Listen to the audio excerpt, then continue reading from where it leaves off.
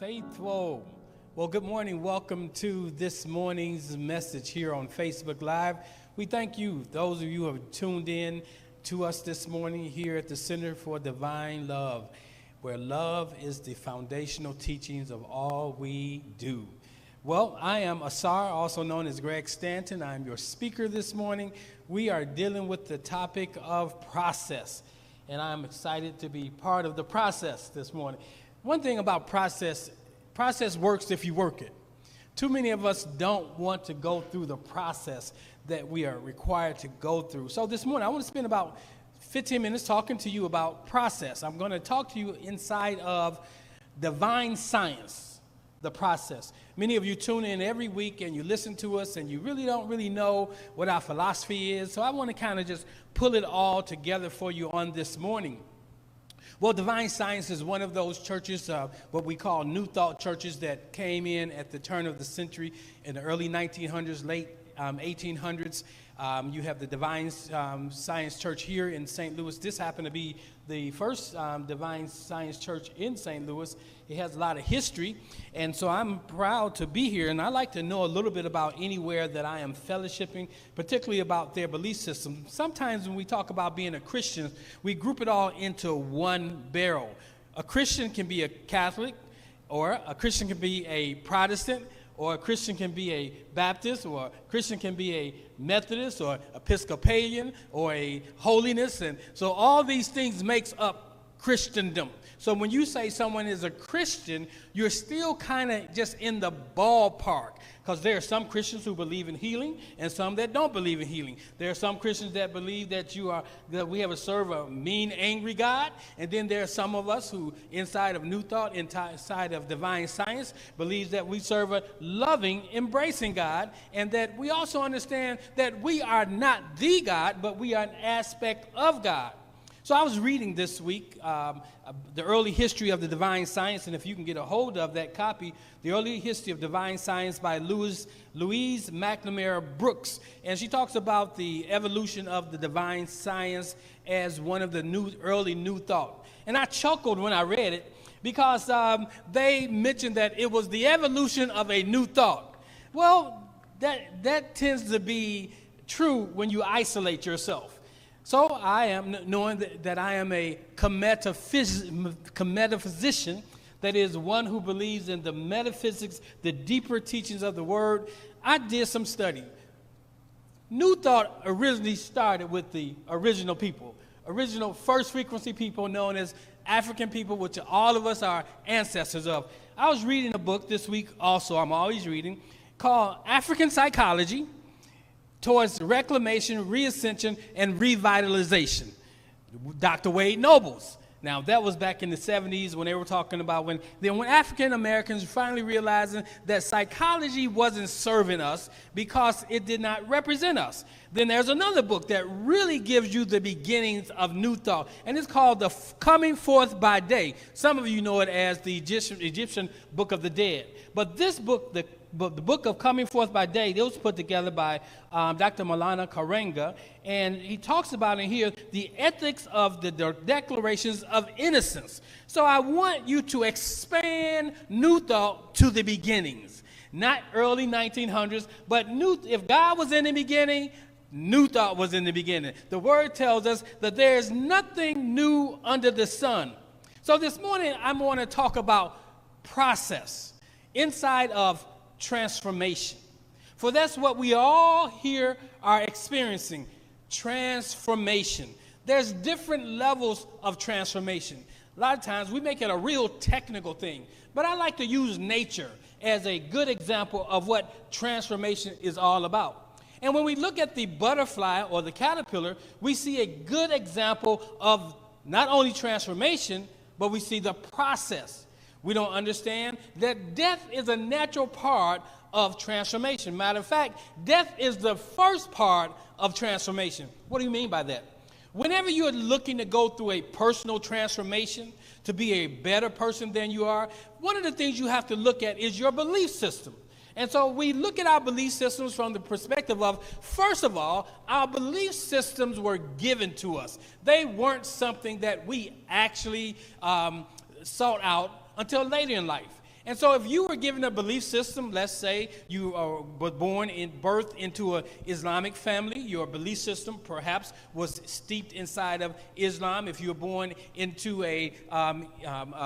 some Eastern family, it could be Buddhism. If you're born into a Christian family, it could be Catholicism, a variety of things. But there comes a point in all of our lives when we must die to what has been given to us and be born into what is most perfect for us.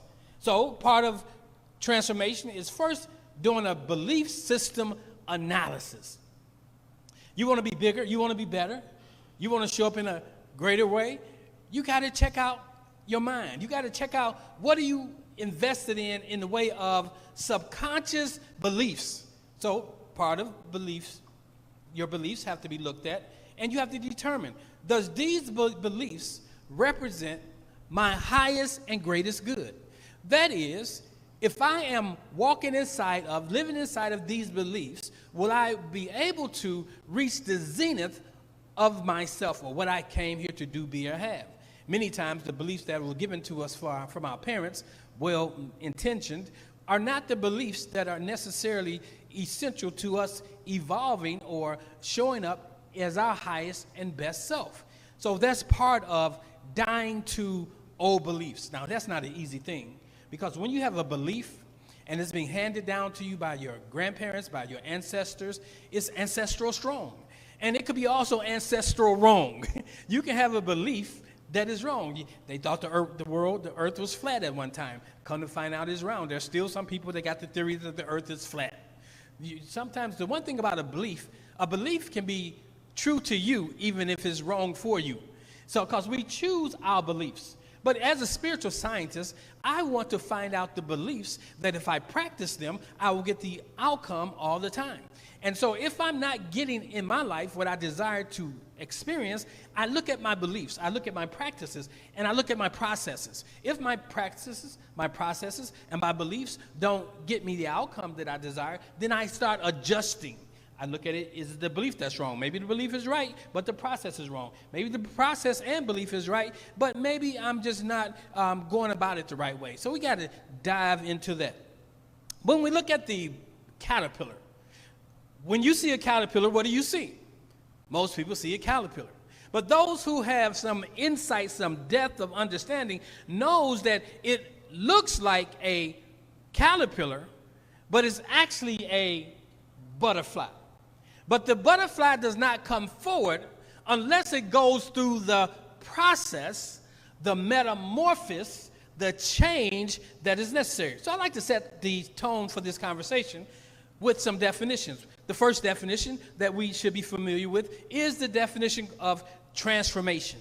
Transformation is a metamorphosis during the life cycle of a human being, an animal, or of anything. It's a metamorphosis during your life cycle. So during your life cycle, as a human being,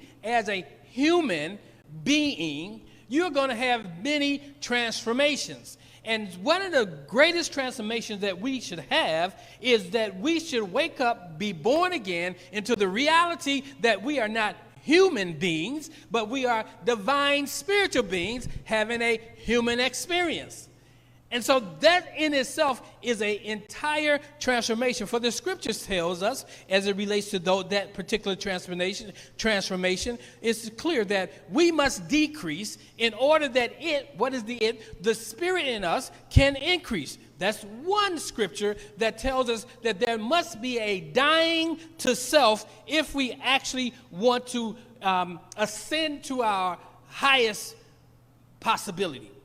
Another scripture is 1 Corinthians 15 and 51. Well, it says, "Behold, I tell you a mystery. We shall not all sleep, but we shall all be changed, and in a twinkling of an eye." Something that I will say this morning will give someone an aha moment, and that aha moment is a changing moment. It is a moment when you say, I've heard something that is different, or I resonate with something that he has said that changes me on the inside. The word tells us in Romans 12 and 2, and this all has to do with transformation. It has to do with change. It has to do with the process. The word says, be not conformed to this world. Now, it doesn't mean that you can't enjoy this world, But we should not take on the mindset of this world. We should not take on the mindset of being mere human beings. We must keep the mindset that we are divine spirit beings. There's a distinct difference. If you're living as a divine spiritual being, you have mastery over life. If you're living as a human being, you oftentimes are a victim to life. So we are choosing to learn to live as divine spiritual beings inside of this human experience. It goes on, it says, be not conformed to this world, but be transformed. How? By the renewing of your mind. It has nothing to do with your brain. It has nothing to do with your past experiences. It has everything to do with the oneness of being that you have with God when you take on the Christ consciousness or the mind of Christ. When you do this, what will happen? Then you'll be able to test. Every spiritual scientist test things. And that's what your life is about, testing things. Oh, test and see that the Lord is good. I know it say taste and see that the Lord is good. But life is about experiences. And it's through our experiences that we learn how to perfect life. But now you don't have to experience life in order to be perfect in life. If you are learning to walk according to the Spirit, when you walk in the Spirit, live in the Spirit, then you move by the Spirit. You move by your intuition and not your intellect. See, religion is steeped heavily in intellectual information, steeped heavy in history, steeped heavy in things that supposedly happen, in many cases never happen. But when you are in a spiritual walk, it's steeped in the now. Spirituality is always relevant to right here, right now, doing the next practical thing in the space that's called now or today. So, when we talk about the process of transformation, we can look at the caterpillar. To the obvious eye, it's just a larvae or something that's crawling through the grass or on a tree. About a few years ago, I was taking a walk in the forest preserve, and there was a walking path. And as I was walking down this path, I noticed, because I have a tendency to walk and read. So I was walking and reading, and as I was reading but looking over my book, I saw a caterpillar. And the caterpillar was moseying its way across the path. But it was in my way also. Fortunately, I was aware and I didn't step on it. Being the conscientious, concerned individual that I was, I said to myself, you know what? Let me help this little caterpillar out. So as I was about to reach down and grab the caterpillar and move it off the path, Spirit said to me, don't touch that. If you touch it, you kill it. And the Spirit said, it's in a process.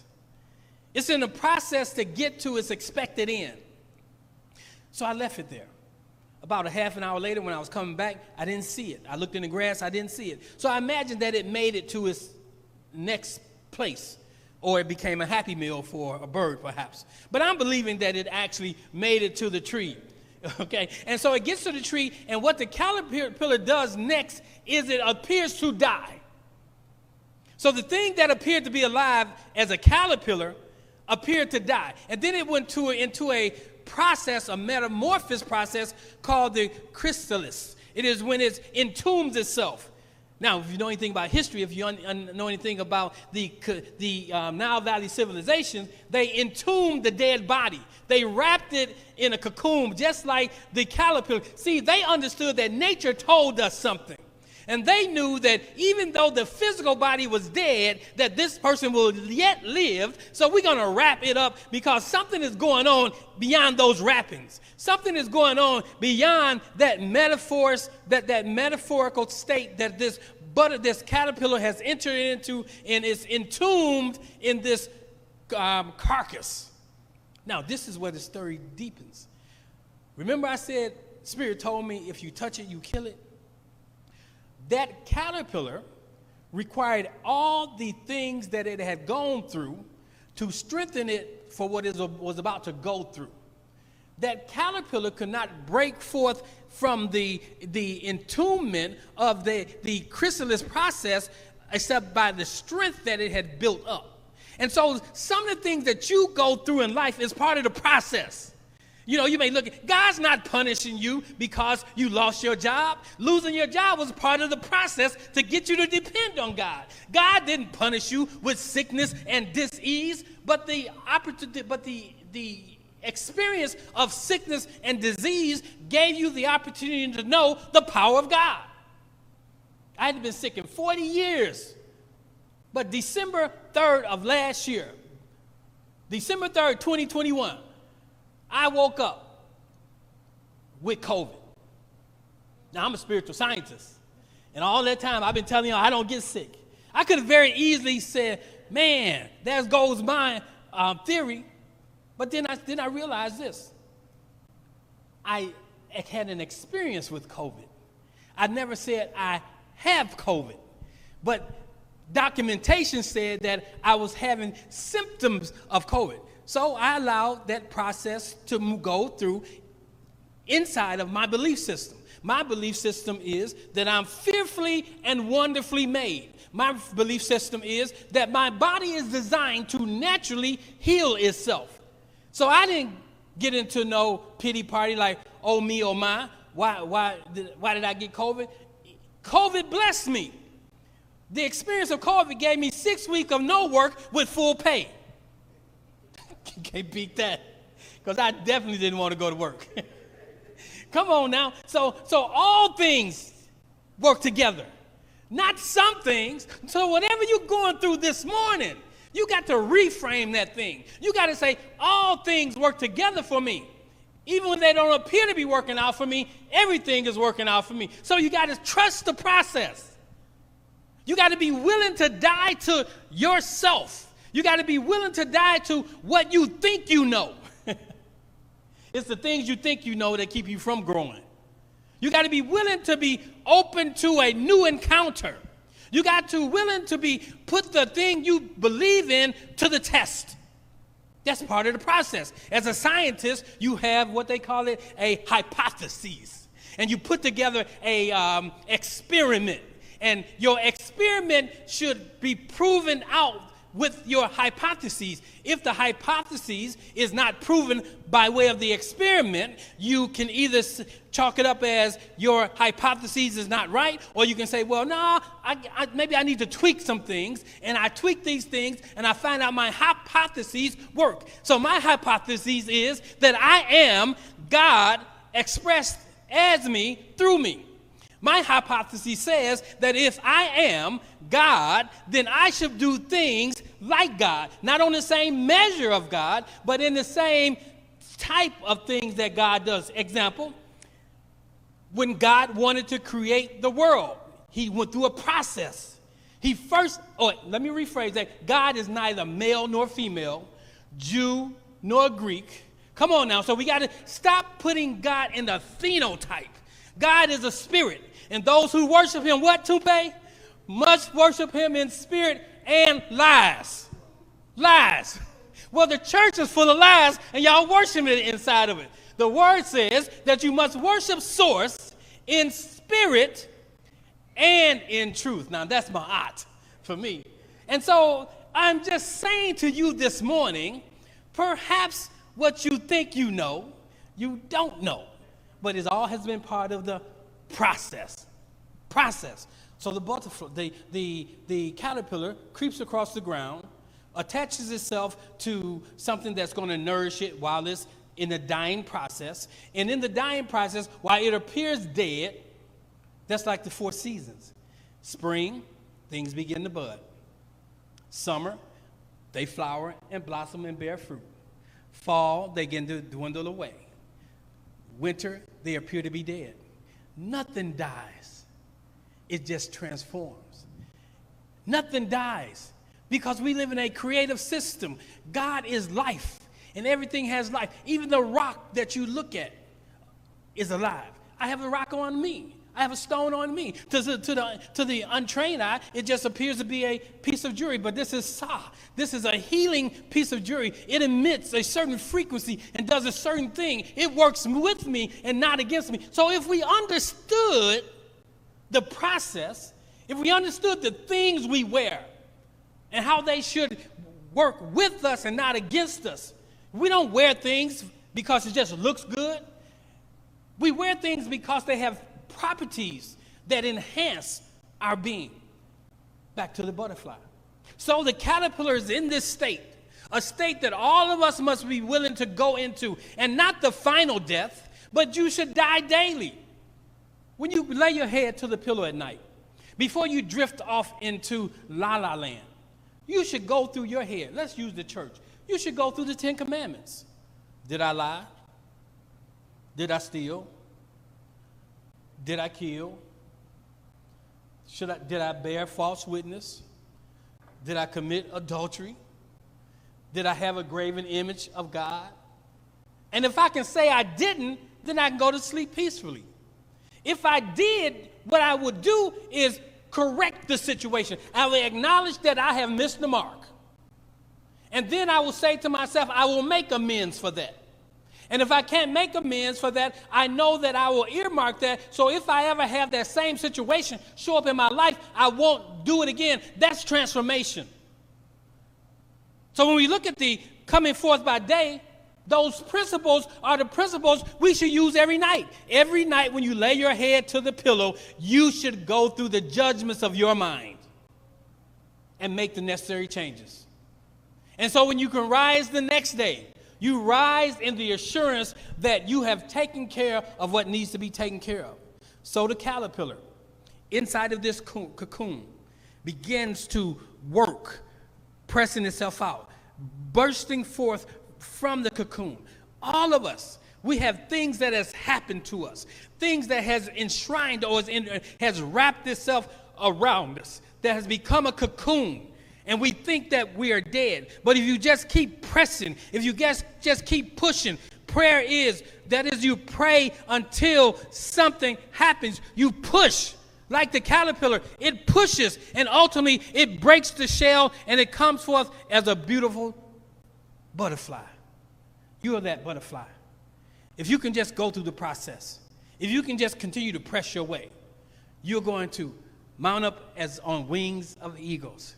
You should soar in places that you could not soar in if you had not gone through what you've grown through. So trust the process.